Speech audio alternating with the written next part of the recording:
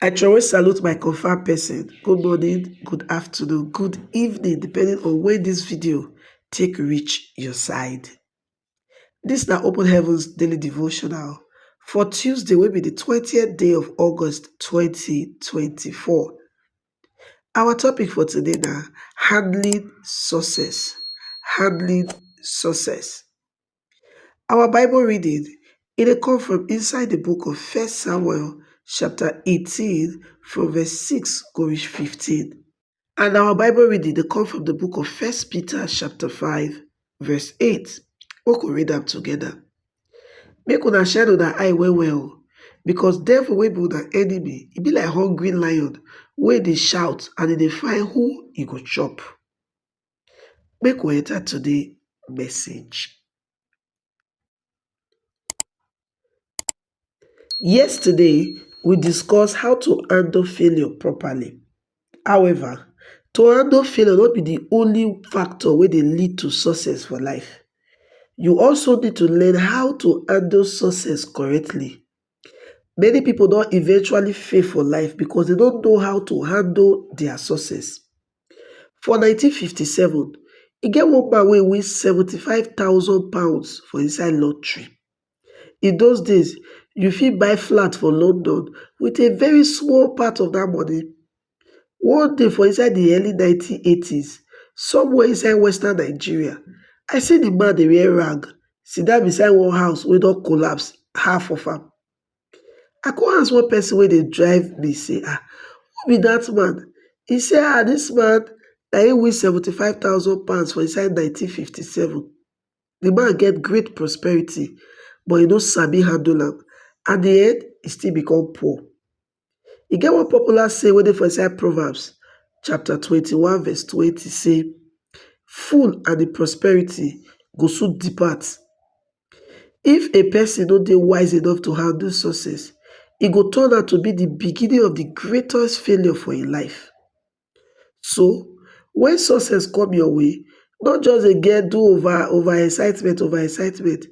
Many people dey start to dey rejoice, dey throw party after victory. Dem dey forget say the devil never relax. Wetin dey actually dey happen be say the devil dey become more determined to bring down such people wey don achieve success. No miss prayer meeting or your personal devotion because you dey celebrate victory. Yes, you don win the battle, but the enemy never die yet. E still dey waka about, dey look for who e wan chop. 1 Peter 5 verse 8. You suppose increase your commitment to God after every victory, and not be say you come relax, say God don do am for me, make I just relax small. The devil know say after success, people dey very likely to relax. So, e dey attack them during such period. After David kill Goliath, he raised King Saul against David. Na after Elijah don call down fire from heaven, na Jezebel decide say he go kill Elijah. 1 Kings chapter 19 from verse 1 to 3. When you attain success for a particular thing, you no suppose relax at all. You suppose dey very alert, sharp and active, ready for battle. Don't let success distract you from the end goal wey God don call you to achieve. One of the great successes wey we don get for this RCCG na one program wey we call Lekki 98, where over 6 million people gather for one place to worship God. Immediately after that program, we double our missionary effort. We begin send missionaries to new territories. We immediately start to dey plan for the next edition of the program. And today, we don hold much bigger programs because we double our effort and we don relax after success.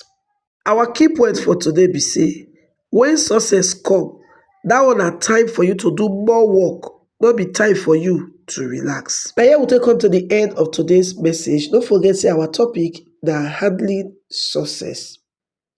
And this message wey you hear so, e come from the Open Heavens Daily Devotional wey be say na Pastor E.A. Adeboye, wey be the General Overseer of the Redeemed Christian Church of God Worldwide, writes.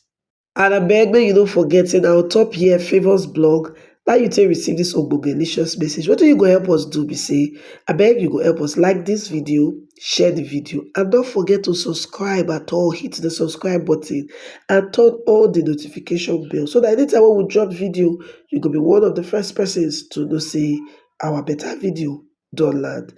Make it better for you, my person.